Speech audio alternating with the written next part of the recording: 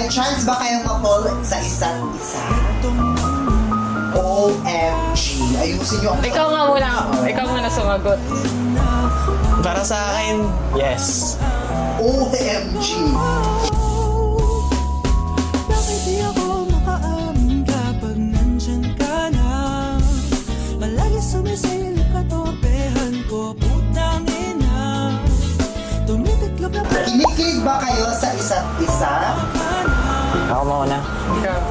Para sa akin, oo. Kasi genuine feelings yung mga nararamdaman ko. tope, tope, tope. Tope, tope, tope. Kasi hindi ko talaga pinapakita sa mga tao na tunay kang nilalabas kong ugali, mga tawa-tawa ko. Pagdating kasi sa kanya, genuine eh. Nalalabas mo talaga off-cam ka at Off-cam or on-cam or off-cam, na ipapakita ko sa kanya. May chance ba si Kuya Kano if ever mag-court siya sa'yo? Mahal mo ba si Ate Riri? Mabait po ba si Onyx? Saan po kayo nagkakilala ni Kuya Ana? Nahuhuli ko siyang nakatingin sa akin.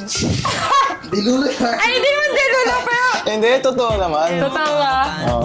Lagi ko siya nahuhuling nakatingin sa akin, guys. Okay? Para ba naman? Okay. Ganda-ganda na nga. Kaso mukhang hindi ko pa rin to sa'yo kayang banggitin. At baka isnabin mo lang.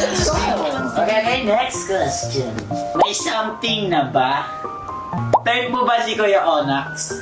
Anong first impression nyo sa isa't isa nung unang kita nyong dalawa? Gaano kayo ka-close? Rate nyo 1 to 10. Boyfriend material ba si Onyx, Ate Pia? What makes your connection to Sophia different? Ooh. Pero iba yung dating sa akin ni Sofia eh. So, yun.